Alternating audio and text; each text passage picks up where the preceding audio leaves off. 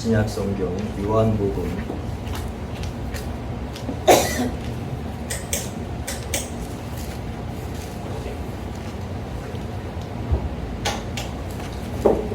요한복음 3장 16절. 요한복음 3장 16절 말씀. 우리 한 목소리로 우리 함께 합독하시겠습니다. 하나님이 세상을 이처럼 사랑하사 독생자를 주셨으니 이는 그를 믿는 자마다 멸망하지 않고 영생을 얻게 하려 하심이라.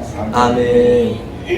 예, 오늘 말씀은 너무나도 유명한 말씀이기도 하고 또 목사님들조차도 또 손유일을 할 수 있을 정도로 많이 알려지기도 한 그런 말씀이고, 또 신구약 성경을 통틀어서 한마디로 축소해보라 하면 바로 요한복음 3장 16절 말씀을 거론한다라고 하여도 과언이 아닌, 참 이 말씀을 가지고 말씀을 전할 때 그 말씀의 무게감이 내 생각, 내 이론을 말하는 것은 쉽겠지만 하나님께서 우리에게 요한복음 3장 16절을 통하여 우리에게 말씀하시고자 하실 때에 그 하나님의 그 깊은 뜻을 우리가 헤아리지 못한다면 하나의 나의 이론일 뿐이지 어떤 하나님의 그 크신 그 계획과 그 사랑을 알지 못하고 엉뚱한 소리 한다면 참 하나님 앞에 참 누가 되지 아니하나 싶습니다. 또 오늘 우리 또 목사님께서 또 이 부족한 죄인이 설교한다고 또 이렇게 간절히 또 기도해 주셨는데 그 기도에 맞지 않게 제가 또 말씀을 그렇게 못 전한다면 또 그것 또한 하나님 앞에 불충한 것이 아닌가. 그래서 짧지만 저와 여러분들이 조금이나마 하나님의 깊으신 그 은혜를 우리가 함께 생각하는 시간이 되어줬으면 좋겠습니다. 우리가 하나님 앞에 한량없는 은혜, 갚을 길 없는 은혜, 찬양에도 그런 찬양이 있고, 그래서 성악가 하시는 분들이 이 찬양 가지고 특송을 하기도 합니다. 그런데 과연 당신이 진짜 하나님의 은혜가 한량없는 은혜라고 진짜 그렇게 생각하십니까? 아니, 생각 정도가 아니라 그런 삶을 사십니까? 라고 물어볼 때에 말로는 그렇다라고 말할 수는 있겠죠. 그러나 저부터도 하나님 앞에 내가 그렇게 말했기 때문에 내가 그런 줄로는 알고는 있겠지만은, 그러나 결정적인 데 가서 또 하나님 앞에 정말로 그 은혜 받은 것을 하나님 앞에 무엇인가 쏟아 놓아야 할 때, 건축 헌금을 드린다든지 아니면 작정금을 드린다든지 아니면 설교를 한다라든지, 들은 소리 어떤 목사님이 감기 몸살이 걸리셔가지고 사모님한테 발로 툭툭 치면서 네가 사모님 보고 새벽 기도하라고 그러셨다는데, 그러면서 갚을 길 없는 은혜다, 한량없는 은혜다, 앞에서 설교는 말할 수 있을지는 모르지만 그러나 내 속 깊은 곳에서 그게 과연 진짜냐, 그게 과연 사실이냐. 말로는 한량없는 은혜, 갚을 길 없는 은혜인데 그 사람 속에 그 은혜를 얼마나 가지고 있나. 어떤 분이 중국집에 가셨대요. 근데 이제 젊은 사람들이 이제 짜장면을 시켜가지고 이제 밥을 먹으려고 그러는데 가만히 들어보니까 야, 여기까지 와서 뭔 기도냐? 야, 그냥 먹어라. 보니까 교회 다니는 학생들인 것 같더래요. 그런데 여기서 뭘 여기까지 와가지고 뭘 기도를 하냐? 그런 말들을 주고받더라는 거예요. 우리가 세상에서, 밖에서, 사회에서 또 어디를 만나서 말할 때 일반적인 소리, 그냥 하는 소리들은 왁자지껄하며 칼칼칼 웃어대며 아무개가 그랬대더래 하면서 커피숍이나 카페나 어디에서 누가 듣든지 아니 듣든지 아주 신바람 나게 얘기할 것입니다. 그런데 예수를 말해보라. 그 예수를 전해라. 그 예수를 믿어라 라고 하는 소리를 전한다. 그 말에는 어쩌면 그렇게 인색하고 어쩌면 그렇게 쑥스러워하고 어쩌면 그렇게 입이 잘 안 떨어지는지 저도 그래요. 한량없는 은혜 말만 한다고 되는 게 아니에요. 정말로 그 은혜를 가진 사람이라면 어제 권사님 댁에 물이 안 나온다 그래가지고 제가 할 줄은 모르지만 그래도 그 소리 듣고 가만히 있기가 그래서 연장을 챙겨가지고 장화를 챙겨가지고 권사님 댁에 갔더니 이게 집에서 샘이 나오는 게 아니라 마을 전체적으로 하는 거라서 저 위에가 물통이 있고 물은 가득 차 있는데 요번 물난리에 의해서 이게 물이 그냥 내려가고 어디가 막혔는지 이제 물이 안 나온다 그러더라고요. 근데 권사님이 그 산속에서 집도 큰데 혼자 사시거든요. 그래서 우리 집사님이 차 이제 운행할 때 뒤에서 그러죠. 난 못 살아. 난 혼자 저렇게 산속에서 난 못 살아. 이제 집사님이 그러죠. 근데 그 권사님은 20년을 거기서 이제 그렇게 사신 거예요. 원래 거기 토백이가 아니라 대전인가에서 사셨다가 이제 권사님이 몸이 안 좋으시니까 남편분이 이제 권사님 좀 이렇게 좋은 공기 속에서 좀 살게 하여 주시려고 이 동네 산속에 집 짓고 사셨던 모양이에요. 그런데 오히려 이제 남편이 이제 병에 걸려서 2008년도에 이제 돌아가셨고, 그래서 그때가 66세라는 거예요. 그래서 저희 아버지도 65세에 돌아가셨는데 비슷하게 이제 나이로 봤을 때 이제 돌아가셨구나, 이제 그런 이제 생각이 드는 거예요. 왜 이런 말을 하느냐? 사람의 인생이라고 하는 것이, 저희 아버지도 건강했거든요. 그 남편분도 건강했다는 거예요. 그런데 갑자기 그렇게 몸이 안 좋아지고 갑자기 그렇게 이 세상을 뜨게 됩니다. 우리가 하나님 앞에 은혜를 말할 때 그 은혜에 대하여 정말로 감사한 마음이 내 속에 충만한 그런 믿음으로 내가 살아가고 있는 것 같지만, 그러나 결정적일 때 내가 보이고, 결정적일 때 나를 생각하게 되고, 결정적일 때 나만 생각하게 된다면 내가 과연 하나님으로부터 부름을 받은 주의 종의 길을 가고 있는 사람이 맞느냐? 그렇지 아니하다라고 할 때에 과연 그 목회가 월급 받아서 하루하루를 산다라고 한들 그것이 나에게 무슨 유익이 있겠는가? 무슨 의미가 있겠는가?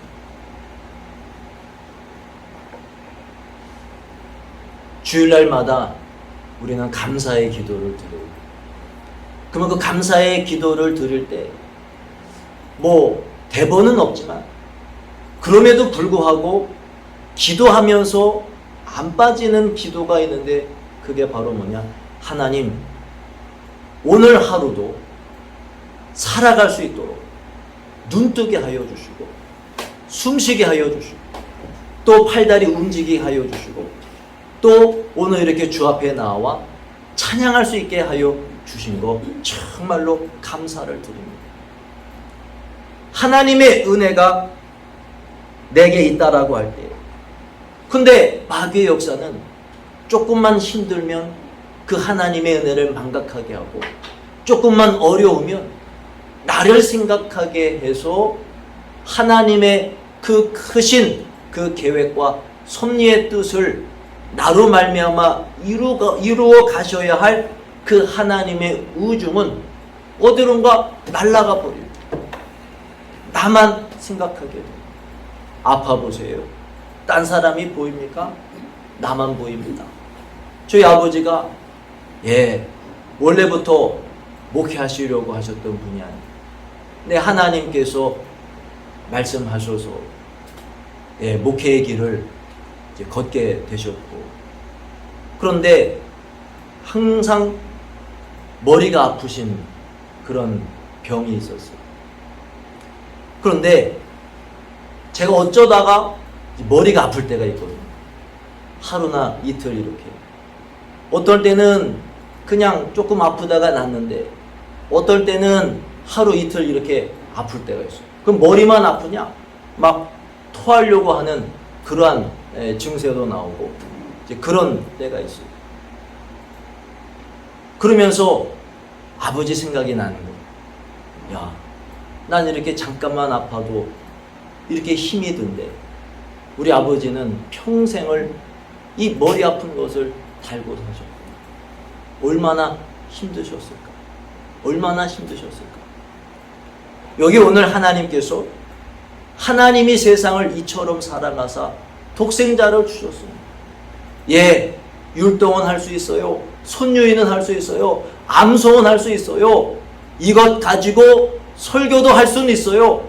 그러나 하나님께서 나에게 독생자를 주셨다라고 하는 그 아버지의 그 크신 사랑을 얼마나 깊이 헤아려 보았고, 또 그 하나님의 사랑을 얼마나 깊이 만나보았는가. 어떤 분이 성경을 읽는데, 이 요한복음 1장 읽고 2장 읽고 뭐 읽는 거 오래 걸리지 않잖아요. 또 3장을 읽어가는데 3장 16절을 읽는데 17절로 못 넘어가겠더라고요. 3장 이 16절에서 하루고 이틀이고 이 눈물이 왈칵 쏟아지는데, 한 1장 2장은 그냥 잘 읽어왔는데 이 3장 16절에 가서 17절로 넘어가지를 않고 얼마나 눈물이 나는지.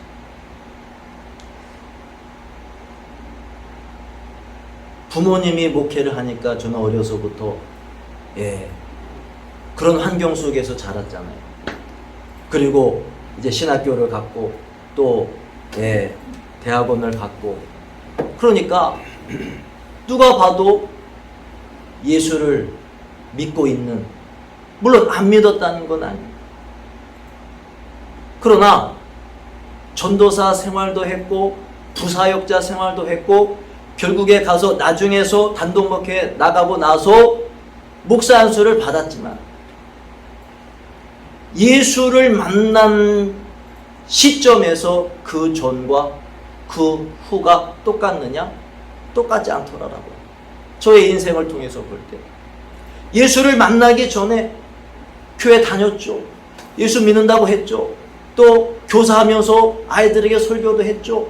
뭐 여름 성경학교 그런 행사들 뭐 다 주관해서 했죠. 그리고 하나님의 사랑은 이런 것이다, 또 얼마나 많이 이야기를 했겠습니까? 그런데 영상에서 예수님께서 나를 위하여 십자가에 못 박히신 그 모습을 볼 때에, 예수님은 얼마나 저 십자가에 달리셨을 때 아프셨을까 하면서 눈물이 나는 것, 그 정도는 교회를 다닌 사람이라면 누구나 그런 경험은 했을 거예요. 그리고 그 은혜에 내가 주를 위해서 살아야지, 하나님의 뜻대로 살아야지, 그리고 사역할 때 뭐 아동부, 뭐 중고등부, 뭐 청년부, 뭐 창단, 뭐 열심히 해야지. 제가 서울에서 부사역자로 있을 때 그 사역을 하고 이제 전주로 단독 목회를 갔는데 그 교회에서 두 분인가를 뽑은 거예요. 그러니까 두 사람이 할 몫을 제가 하고 있었던 거예요. 근데 그분들이 잘 견뎌냈느냐? 그 교회에서 어떻게 견뎌내지를 못하고 그냥 뭐 얼마 기간도 채우지도 못하고 그냥 그 교회를 떠났던 것 같아요. 열심히 한다고 그 열심히 하나님께서 나에게 독생자를 주셨다라고 하는 그 하나님의 본 마음을 내가 알고 있었던 것이냐? 예수를 만나기 전에 나 딴에는 진실했다라고 하고 나 딴에는 울어가며 회개했다라고 하고 나 딴에는 정말 그 은혜 감사하다라고 하였었지만은 그러나 지나고 나서 예수를 만나고 나서 그 이전의 삶을 통틀어서 내 자신을 평가해 볼 때 수박꽃 탈기식이요. 수박꽃 탈기식이요. 왜 밖에서 짜장면집에서 다른 것도 아니고 식사기도 하는 건데 왜 그 식사기도도 왜 하기가 꺼려 할까요? 오늘날 사람들이 교회를 다닌다? 예, 다니는 사람은 많이 있죠. 그러나 정말로 그 하나님의 사랑을 알고 경험하고 체험하여 그 하나님의 사랑을 만나서 정말로 그 분의 은혜 때문에 내가 오늘도 밥 먹는 것도 아니 내 오른팔로 내가 숟가락을 집어서 내가 밥 한 숟갈 떠먹는 것조차도 하나님의 은혜다라고 하는 것을 얼마나 깊이 알고 깨닫고 그분의 사랑을 인정하며 살아가고 있느냐라고 해요. 나중에 돌아가시기 그 해에는 이 바닥이 이제 마룻바닥이었는데 제가 아버지를 일으키려고 하는데 이 바닥이 미끄러우니까 같이 넘어져 버렸어요. 너무 죄송합니다. 아버지가 등치도 있으셨지만 이 신발을 신었으면 그러지 않았을 텐데 이 바닥이 미끄러우니까 일으키려고 하는데 이게 잘 안 돼서 같이 넘어진 경우도 있었어요.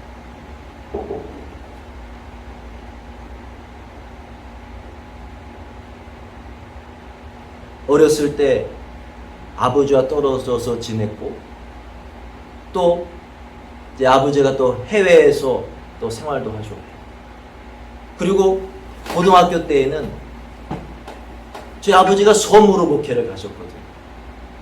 그래서 섬으로 이제 목회를 갔는데 근데 그때 저는 이제 6학년 2학기 때 이제 전학을 갔어요. 강화인데 강화도 섬이지만 그 안에 또 섬이 있는 곳으로 이제 사역을 가십니다. 근데 그 학교 전교생이 3, 4명 그 정도 돼요. 그러니까 1, 2학년 같이 배우고 3, 4학년 같이 배우고 5, 6학년 같이 배우고 그전에는 강화에서 첫 번째 가는 이제 학교에 뭐 한 학년에 뭐 8반, 10반인가 뭐 그렇게 있는 학교에 있었다가 또 세 번째 큰 학교 글로 또 전학 가서 거기서 배웠다가 이제는 전교생이 20명밖에 안 되는 그 이제 학교로 이제 한 학기를 다니는데 근데 거기에 있는 학생들은 인천으로 다 빠지는 거예요. 이제 초등학교를 국민학교를 졸업하면 인천으로 다 빠지는 거예요. 그래서 다 그 뭐 형이나 뭐 이모나 삼촌이나 그 분들이 다 인천에 있어서 다 인천으로 갈 수 있게끔 그 여건이 다 되어져 있더라고요. 근데 저는 뭐 그런 거 알고 간 것도 아니고 예 그래서 이제 강화에 있는 육지에 있는 이제 학교 중학교를 가야 되는데 그러니까 6학년 때 같이 배웠던 애들은 거의 다 이제 인천으로 빠지고 이제 저랑 이제 여학생 한 명이 있었는데 이제 이 둘만 이제 육주로 이제 학교를 가는데 섬이니까 이제 산을 이제 넘어가야 돼. 그러면 어릴 때고 또 키가 작았으니까 어머니가 이제 그 가방, 그때는 또 책도 다 갖고 다니고 또 도시락도 갖고 다니고 책이 빵빵하잖아요. 그러니까 이제 그 어깨에 이제 매는데 어머니가 이제 그거를 들어다 준다고 산을 이제 넘어가는데 그거를 이제 들어다 주고, 그리고선 이제 배를 타요. 그러면 이제 배를 타고 이제 배를 건너서 그러면 이제 버스를 타게 돼요. 그러면 또 한 3, 40분인가 또 이제 그 옛날에 흙길이죠. 타고 가서 이제 내리면 한 15분인가를 또 이제 걸어가는 거예요. 그러면서 이제 중학교를 다니다가 고등학교 때는 이제 더 육지로 들어가야 되니까 이제 집에서 다닐 수가 없게 됐어요. 그래서 외할머니 댁에서 이제 제가 지내게 됐거든요. 그래서 고등학교 생활을 이제 외할머니와 둘이 이제 지내면서 이제 뭐 일주일에 한 번씩 집에 간다고 했지만은 나중에는 또 그게 또 잘 안 되고 해서 뭐 한 달, 뭐 두 달, 뭐 이렇게 뭐 건너 가면서 이제 하고 그러니까 사실 부모님하고 같이 지내온 세월은 그렇게 많지가 않더라고요. 그러다가 또 뭐 서울로 이제 뭐 학교 때문에 이제 오게 되고 뭐 그러고 되니까 이제 그런 세월이 많지 않은데, 근데 제가 결혼을 안 하려고 한 것도 아니고 하고 싶어 죽겠는데 근데 배우자를 못 만나니까 38살까지 결혼을 못 한 거예요. 그러니까 이제 단독 목회를 이제 전주로 갔는데도 그 산속에서 그 배 나왔던 데 있죠. 거기서 이제 혼자 이제 지내는 거예요. 그러다가 보니까 서울에 있을 때 뭐 전주에서는 뭐 거리가 워낙에 머니까 잘 할 수 없었지만 서울에 있었을 때는 그나마 명절 때라든지 아니면 뭐 한 달에 한 번씩이라든지 찾아가고자 한다면 얼마든지 찾아뵐 수 있었거든요.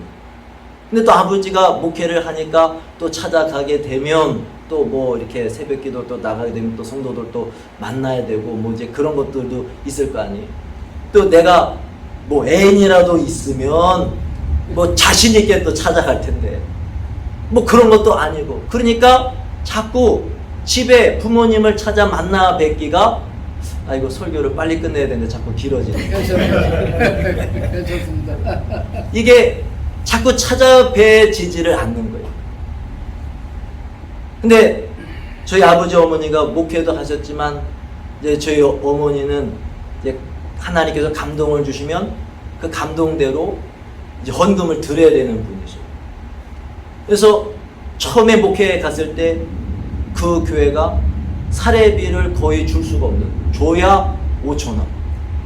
그런데도 하겠다고 해서 이제 그 교회를 갔고, 근데 사례비가 5,000원인데 근데 하나님은 감동하시기를 5만원 헌금하고 40일 작정 기도가 하고 3일 금식을 하고 그런 감동을 주시는데 5만원이 어디 있어요? 그런데 항상 하나님은 때에 맞춰서 채워주시는데 어느 택시 운전수가 전혀 알지도 못하는데 그 섬 있는 데까지 누가 이제 그 차를 타고 택시를 타고 그 섬 있는 데까지 들어오게 되었는데, 근데 그 택시 운전수가 저 교회 사모님 갖다 주러 5만원을 주시더라는 거예요. 그러니까 어디서 날 데가 없는데 그래가지고 헌금하고 그래가지고 헌금하고 그래가지고 헌금하고 이제 그렇게 사셨거든. 그래서 이제 두 번째 교회를 옮겼던 그곳에서도 이제 땅을 좀 이렇게 경작할 수 있게 되었어요. 그래서 고구마 농사를 지었거든. 돈 벌려고 고구마 농사하는 게 아니라 이제 헌금을 하셔야 되니까 그걸 통해서 이제 헌금을 이제 채워야 되니까 뭐 추수감사주일이라든지 또 하나님께서 그때마다 감동 주신다든지, 또 교회는 다들 사역을 아시겠지만 어떤 분이 그리더라고요. 교회는 한 명만 있어도 그 한 명이 속속이더라고. 그러니까 이 교회에 얼마나 항상 평탄한 게 아니잖아요. 저희 교회도 요즘에 평탄하지가 않아서 좀 골몰을 앓고 있는데, 그러니까 이게 평탄하지 않고 그럴 때마다 하나님 금식을 시킨다든지 기도를 시킨다든지, 그러면 또 하나님 또 감동하셔서 헌금을 드리려고 한다라든지, 그러면 그거를 또 순종해야 되니까, 하나님이 돈이 없어서 헌금하라는 것이 아니라 다 뜻이 있기 때문에 순종하면 하나님이 역사하시고 할렐루야. 그러니까 그렇게 이제 평생을 사셨는데 제가 부모님을 찾아뵈야 하는데도 불구하고 명절 때도 전 안 갔어요. 서울에 인왁사라고 하는 기숙사가 있었어요. 광림교회 김선도 목사님이 그 광림재단에서 지은 기숙사인데 서울에 이제 지방에서 올라온 학생들이 이제 초교파적으로 뭐 신학생들만 살 수 있는 게 아니에요. 뭐 교회만 다니면 한 150명 정도 수용할 수가 있나? 그래서 아현동에 있는 건데. 그래서 이제 거기서 이제 기숙사 생활했거든요. 근데 이 명절 때나 이런 때는 밥이 안 나와요, 기숙사에서. 그분들도 식사 준비하시는 분들도 지방에 뭐 자기 고향집에 가야 되잖아요. 밥이 안 나오는데 저는 안 갈 사람 체크하라 그러면 안 간다고 적어내고, 그러면 이제 뭐 식권 같은 거, 식권이 아니고 거기다 이름을 이제 식당에다 이름을 달면 기숙사에서 이제 나중에 이제 그 대금을 이제 치르고. 그러다가 이제 아버지가 아프면서 결국에는 이제 움직이시지 못할 지경에까지 이르게 되었을 때, 돌아가시기 2달 전에 저희 사모하고 이제 결혼을 했거든요. 그래서 저희 아버지가 휠체어 타고 서로 상견례 할 때 저희 아버지는 못 나가셨어요. 아마 장인어른, 물론 장인어른도 지금 고인 되셨지만 장인어른은 아마 기분이 안 좋으셨을 거예요. 서로 상견례인데 양가 부모님이 다 와서 이렇게 만나야지, 아니 어떻게 어머니만 나오실 수 있느냐, 아마 그런 생각을 가지셨을 거예요. 근데 저희 아버지는 움직이실 수가 없는 상황이었어요. 그런데 결혼식은 어떻게 해서든지 그래도 가야 되니까 성도들이 장로님, 권사님 뭐 이렇게 휠체어를 태워서 이제 그렇게 해서 이제 서울로 이제 올려 보내드려서 이제 그 결혼식장에 휠체어 타고, 뭐 얼굴은 뭐 타주고 가신 양반이 무슨 피기가 있습니까? 그런데도 아들 이제 결혼식 한다고 이제 오시게 되었던 거예요. 그런데 평소에 아버지랑 잘 뭐 떨어져 있었기도 그랬지만 말을 잘 못했는데 제가 편지를 썼어요. 아버지 죄송하다.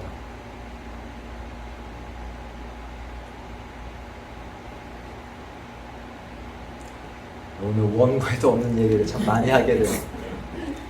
아버지 사랑한다.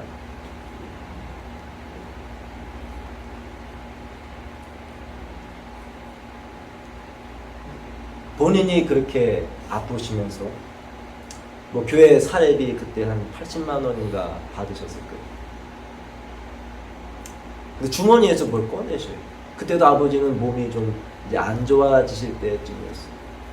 근데 아버지는 지갑을 안 갖고 다니시거든요. 왜 지갑을 안 갖고 다니시냐? 지갑을 보통 이 뒷주머니에다 넣잖아요. 그만 누가 세비에 간다고 이 현찰로 앞주머니에다 이렇게 넣고 저희 아버지는 지갑을 안 갖고 다니셨어요. 근데 이 앞주머니에서 돈을 꺼내서 이렇게 겹친 돈을 이제 10,000원짜리 이제 이렇게 여러 장 이제 겹친 거를 주면서 요하나 이거 쓰라고. 저도 좀 알잖아요. 아버지 돈 있어요. 저 있어요. 그러면서 안 받았던 것 같은데. 근데 살다 보면 아버지와 아들과의 어떤 추억이라든지 어떤 많은 대화라든지 어떤 그런 시간을 보내는 것이 아버지와 자녀와의 관계이지만 살아나는 환경 속에서 초등학교 때는 뭐 많은 시간이 있는 것 같죠. 그러나 중고등학교, 대학교 이렇게 가면서 그렇게 자녀와 함께 할 수 있는 시간이 그렇게 많이 주어지질 않는 것 같더라고요. 그래서 저도 저희 아이들이 있지만은 왜 지금의 이 시간을 왜 제가 귀하게 여기느냐. 어려서 귀엽기도 하지만 또 이들이 이제 앞으로 자라면 지금 이렇게 함께하고 있지만 언젠가는 내 품을 떠나게 될 때, 근데 그런 시간이 많이 있는 시간은 아니다.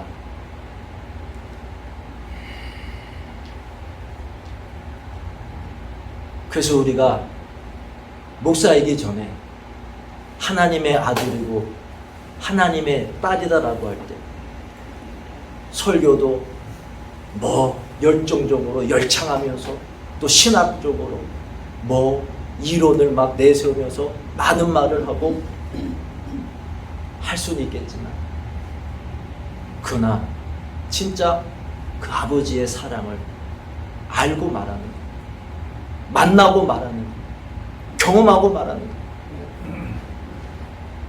사람들이 많이 있었어요. 그런데 다들 기도하고 계셨어요. 근데 어디선가 아주 처절하게 아주 그 고통의 소리, 십자가에 못 박힐 때 그 못 박히는 그 못에 의하여 그 고통당해서 처절하게 울부짖는 그 소리가 내게 들리는 거예요. 눈을 떠봤어요. 눈을 뜨는데 누가 그렇게 기도하는 사람이 없어요. 누가 그렇게 하는 사람도 없어요. 그런데 눈을 뜨든 눈을 안 뜨든 그 소리가 쩌렁쩌렁하게 울리는 거예요. 그게 목사가 되게 한 달 전인가 목사가 되고 나서인가 그 시점이었어요. 그 예수를 만나니까 엄마 나 이번에 예수님 만났어요 라고 전화로 얘기를 하려고 하는데 아니 예수님 이거 뭐 1초면 말하잖아요. 3글자인데 얼마나 말하기 편해요. 근데 그때 예수님을 만난 그 직후 또 불과 며칠이 안 되었을 그 당시에는 예수님이요 이해만 말해도 수님을 말할 수가 없어요. 이 눈물이 왈칵 쏟아지는 것도 왈칵 쏟아지지만 이 내 속에서 이 감정이 북받치고 이 말로 어떻게 할 수가 없으니까 예수님 3글자 1초만 말할 수 있는 그 이름을 예자만 말해도 그냥 전화통화가 안 되는, 말을 이어갈 수가 없는.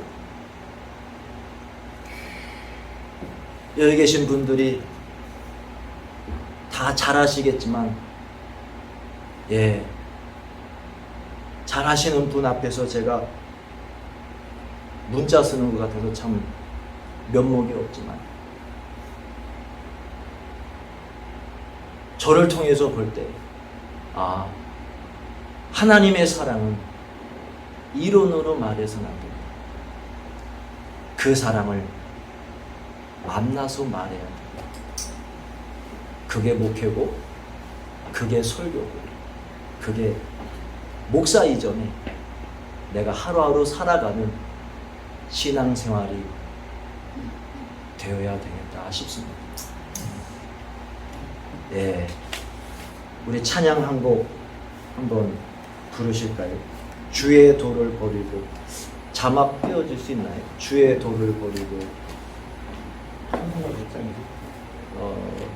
이거 저 복음성가인데 주의 도를 버리고. 목사님 그 저 PPT 하실 때 뭐 어떻게 저 인터넷으로 검색해서 하시나요? 네.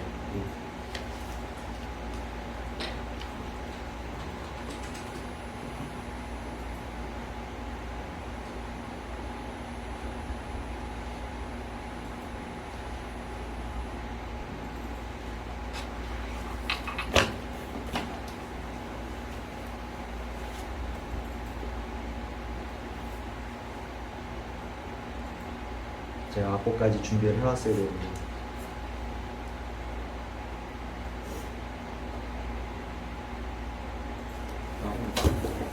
받아야겠어요.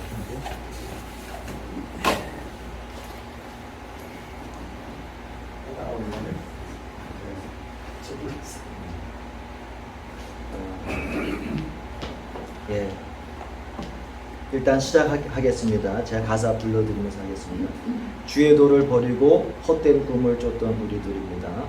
주의 도를 버리고 헛된 꿈을 쫓던 우리들 거짓과 교만한 마음을 용서하여 주소서. 용서하여 주소서. 하나님의 긍휼로, 하나님의 긍휼로 부끄러운 우리 삶을, 부끄러운 우리 삶을 덮어주소서. 우리의 소망, 우리의 구원, 주께 간구합니다. 성령의 불로, 성령의 불로 나의 마음을 태워주소서. 나의 마음을 태워주소서. 성령의 불로, 성령의 불로 나의 영혼 새롭게 하소서. 다시 한번 할까요? 주의 도를 버리고, 주의 도를 버리고 헛된 꿈을 줬던 우리들, 거짓과 교만한 마음을 용서하여 주소서.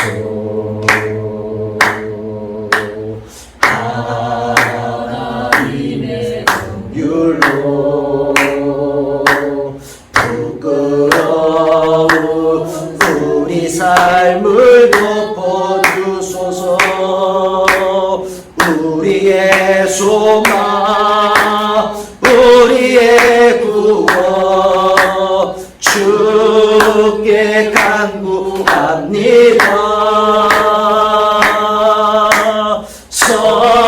성령의 불로 나의 마음을 태워주소서. 성령의 불로, 성령의 불로 나의 영혼 새롭게 하소서. 심한 고난을 받아, 심한 고난을 받아 살 소망 가지 끊어지고 죽음과 같은 고통에서 주를 보게 하셨네. 용서받을 수 없는, 용서받을 수 없는 나를 위해 십자가에 달리셨으니 주 사랑의 손 그 어느 누구도 끊을 수는 없으리. 성령의 불로 나의 마음을 태워주소서. 성령의 불로 나의 영혼 새롭게 하소서. 성령의 불로, 성령의 불로 나의 마음을 태워주소서. 성령의 불로 나의 영혼 새롭게 하소서.